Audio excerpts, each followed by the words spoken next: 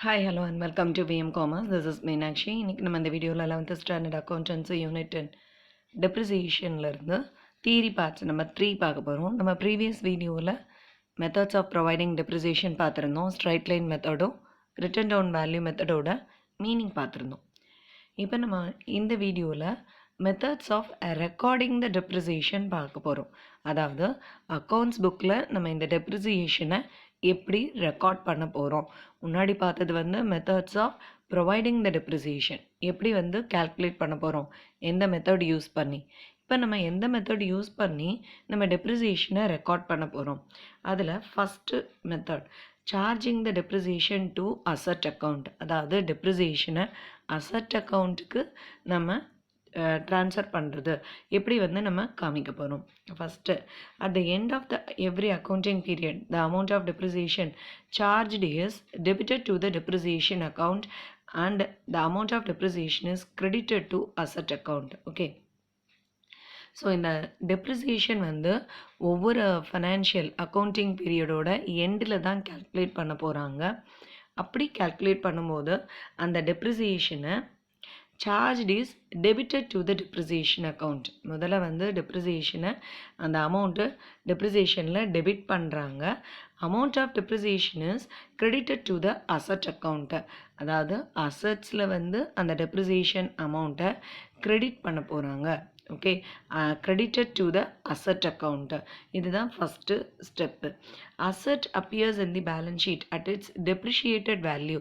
So நம்ம ஏற்கனவே சொன்ன மாதிரி அசட்டோட வேல்யூவிலேருந்து அந்த ஒரிஜினல் காஸ்ட்டிலேருந்து இந்த டெப்ரிசியேஷன் அமௌண்ட்டை நம்ம டிடக்ட் பண்ணால் தான் நமக்கு அந்த அசட்டோட ஒரிஜினல் ப்ரைஸ் கிடைக்கும். So the depreciation being revenue charge is transferred to the profit and loss account. So profit and loss அக்கௌண்ட்டில் டெபிட் சைடு இதை ஒரு எக்ஸ்பென்சஸாக நம்ம கன்சிடர் பண்ணி டெப்ரிசியேஷனை நம்ம காமிக்கணும். இதுதான் closing entries for the depreciation account. Okay, so இதுதான் charging depreciation to asset account. இப்போ நம்ம ஜேர்னல் என்ட்ரிஸ் பார்த்தோம்னா இது நமக்கு தெரியும். சரி, ஃபஸ்ட்டு ஒன் அசட் பர்ச்சேஸ் பண்ணுறதுக்கு என்ன entry? Asset account debit to bank account. ஓகேவா, எந்த ஒரு அசட்ஸ் நம்ம பர்ச்சேஸ் பண்ணும்போதும் அசட் அக்கௌண்ட்டை டெபிட் பண்ண போகிறோம். ரெஸ்பெக்டிவ் அசட் அக்கௌண்ட் எந்த அசட் வாங்குகிறாங்களோ, மிஷினரி, பில்டிங், பிளான்ட்டு, ஸோ அந்த மாதிரி. அப்போ machinery to bank account, building to bank account அப்படின்னு என்ட்ரி எழுத போகிறோம். ஸோ நமக்கு ஏற்கனவே தெரியும் பர்ச்சேசஸ்க்கு என்ட்ரிஸ் எல்லாம். Then at the end of the accounting period, அந்த அக்கௌண்டிங் பீரியடோட எண்டில் நம்ம எப்படி டெப்ரிசியேஷனை ரெக்கார்ட் பண்ணுறோம். ஸோ சொன்ன மாதிரி டெப்ரிசியேஷனை டெபிட் பண்ணுறோம், அசட்டை நம்ம கிரெடிட் பண்ணுறோம். ஸோ எவ்வளோ பர்சன்டேஜ் டெப்ரிசியேஷன் கொடுத்துருக்குறாங்களோ அதை நம்ம அசட்ஸில் கால்குலேட் பண்ணி நம்ம என்ட்ரு பண்ண போகிறோம்.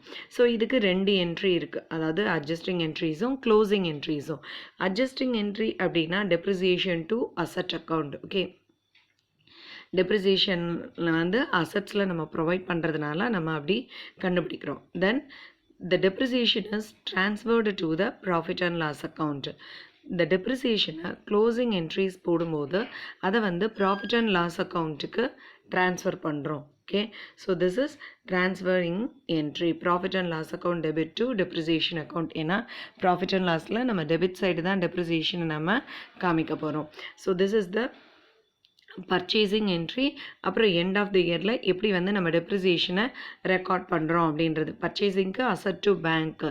ஸோ எண்ட் ஆஃப் த இயரில் நம்ம ரெக்கார்ட் பண்ணும்போது டெப்ரிசியேஷன் ப்ரொவைட் பண்ணும்போது டெப்ரிசியேஷன் டு அசட் அக்கௌண்ட். ஏன்னா நம்ம அசட்ஸில் இருந்து இந்த வேல்யூவை மைனஸ் பண்ணி காமிக்க போகிறோம். அதுக்கப்புறம் க்ளோசிங் என்ட்ரிஸ் என்னது? ப்ராஃபிட் அண்ட் லாஸ் அக்கௌண்ட்டில் இந்த டெப்ரிசியேஷனை டெபிட் சைடு காமிக்க போகிறோம். ஓகே, ஸோ இதே இதுக்கு இந்த அசட்ஸை ஆஃப்டர் த யூஸ்ஃபுல் லைஃப்க்கு அப்புறம் நம்ம சேல்ஸ் பண்ணும்போது என்ன என்ட்ரி? ஓகே, சரி, சேல்ஸ் பண்ணும்போது bank account debit to asset account. நம்ம பர்ச்சேஸ் பண்ணும்போது அசட் டு பேங்க்குன்னு போட்டோம்.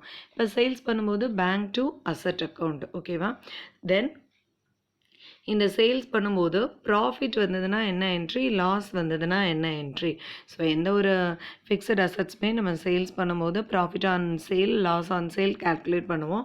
ஸோ ப்ராஃபிட் ஆன் சேல் அப்படின்னா assets to profit and loss account. ஓகேவா, அந்த கன்சர்ன் அசட்டுக்கு நம்ம அந்த ப்ராஃபிட்டை வந்து ட்ரான்ஸ்ஃபர் பண்ணுறோம். Asset to profit and loss.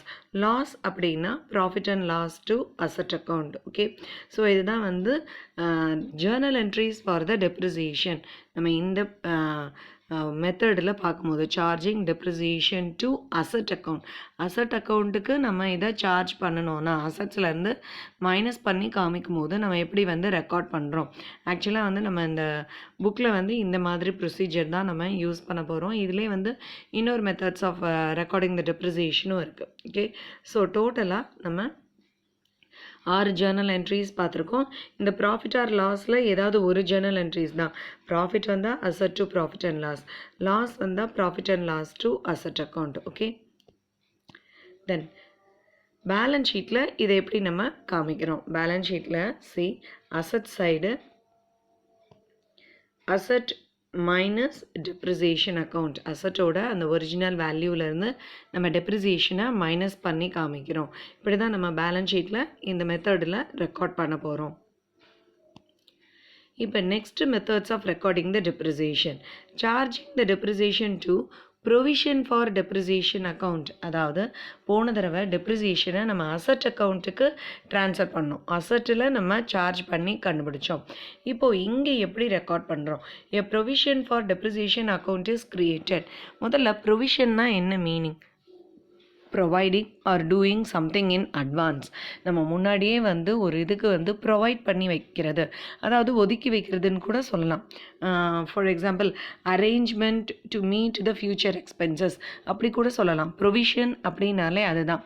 So ஃப்யூச்சரில் வர்ற எக்ஸ்பென்சஸை மீட் பண்ணுறதுக்காக முன்னாடியே நம்ம ப்ரொவைட் பண்ணி வைக்கிற ஒரு amount, arranging some amount in advance அப்படி கூட வச்சுக்கலாம். So it is an liability for the business. So எப்படி அப்படின்னா the amount of depreciation charge every year is transferred to the provision for depreciation account. அங்கே வந்து நம்ம அசட் அக்கௌண்ட்டுன்னு பார்த்தோம். இந்த செகண்ட் மெத்தட் ஆஃப் ரெக்கார்டிங்கில் வந்து இது வந்து ப்ரொவிஷன் ஃபார் டெப்ரிசியேஷன் அக்கௌண்ட்டுன்னு தனியாக ஒன்று க்ரியேட் பண்ணி அதுக்கு ட்ரான்ஸ்ஃபர் பண்ணுறோம். அப்போ இங்கே அசட்ஸில் நம்ம மைனஸ் பண்ணி காமிக்க மாட்டோம். Asset appears in the balance sheet at it's original cost. அந்த அசட்டோட வேல்யூ ஒரிஜினல் வேல்யூலே தான் இருக்கும். நம்ம ப்ரீவியஸாக பார்த்தோம் பேலன்ஸ் ஷீட்டில் அசட்ஸ்லேருந்து மைனஸ் பண்ணி காமிக்கிறோம். இங்கே அப்படி பண்ண மாட்டோம். ஸோ அப்போ என்ன பண்ணுறோம் அப்படின்னா இந்த ப்ரொவிஷன் ஆஃப் டெப்ரிசியேஷனை லைபிலிட்டி சைடு நம்ம தனியாக காமிக்க போகிறோம். ஸோ இதுதான் இந்த method of recording the depreciation. அதாவது ப்ரொவிஷன் ஃபார் டெப்ரிசியேஷன் அப்படின்னு தனியாக ஒரு அக்கௌண்ட்டை க்ரியேட் பண்ணி அதில் அந்த அமௌண்ட்டை நம்ம என்ட்ரு பண்ணிகிட்டே வரோம். ஸோ அசட்ஸை வந்து எப்பயுமே ஒரிஜினல் வேல்யூவில் தான் காமிக்க போகிறோம். ஓகே, லைபிலிட்டி சைடு இந்த ப்ரொவிஷன் ஃபார் டெப்ரிசியேஷனை என்ட்ரு பண்ண போகிறோம். ஸோ இதுக்கு என்ன மாதிரி ஜேர்னல் என்ட்ரிஸ் போடுறாங்க. பர்ச்சேஸ் ஆஃப் அசட் அப்படின்னா same entry asset to bank account. ஆனால் at the end of the accounting பீரியடில் எப்படி ரெக்கார்ட் பண்ணுறாங்க. நம்ம ப்ரீவியஸ் என்ட்ரி பார்த்தோம் டெப்ரிசியேஷன் டு அசட் அக்கௌண்ட்டுன்னு. ஏன்னா அது அசட்ஸில் சார்ஜ் பண்ணுறது. இங்கே வந்து ப்ரொவிஷன் ஃபார் டெப்ரிசியேஷன் அப்படின்றதுனால depreciation account debit to provision for depreciation account. Closing entry என்ன போடுறாங்க profit and loss to depreciation same entry. Adjusting என்ட்ரிஸில் மட்டும்தான் சேஞ்சஸ். அங்கே டெப்ரிசியேஷன் டு அசட், இங்கே depreciation to provision for depreciation. ஓகேவா. ஸோ சேல் ஆஃப் அசட் வரும்போதும் அதே தான் provision for depreciation account to asset account. So இதுதான் journal entries for recording these method. இந்த மெத்தடில் ரெக்கார்ட் பண்ணும்போது இதுதான் ஜேர்னல் என்ட்ரிஸ். ஓகே, இப்போ பேலன்ஸ் ஷீட்டில் இந்த ப்ரொவிஷன் ஃபார் டெப்ரிசியேஷன் எப்படி காமிக்கிறோம். அசட்டு எப்பயுமே ஒரிஜினல் காஸ்ட்டு அப்படியே அசட்டோட வேல்யூவை எழுதிட போகிறோம். இந்த ப்ரொவிஷன் ஃபார் டெப்ரிசியேஷனை லைபிலிட்டி சைடு நம்ம காமிக்கிறோம். ஓகேவா. ஸோ நம்ம ப்ரீவியஸ் மெத்தடில் அசட்ஸ்லேருந்து அந்த டெப்ரிசியேஷனை மைனஸ் பண்ணுவோம். இங்கே இந்த ப்ரொவிஷன் ஃபார் டெப்ரிசியேஷனை நம்ம தனியாக லைபிலிட்டிஸில் நம்ம காமிக்கிறோம். எப்படி ரிசர்வ்ஸ் அண்ட் சர்ப்ளஸ் எல்லாம் காமிக்கிறோமோ அதே மாதிரி தான். ஓகேவா. ஸோ ப்ரொவிஷன் ஃபார் டெப்ரிசியேஷனும் ஃப்யூச்சரில் வர்றதுக்கான அரேஞ்ச்மெண்ட் அப்படிங்கிறது தான். ஸோ அதனால் it is an liability to the business. So we are showing in the balance sheet. So there are two methods for recording the depreciation.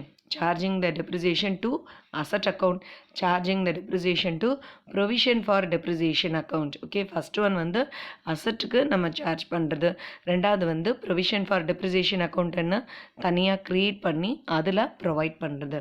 So this is the two methods for recording the depreciation. Thank you.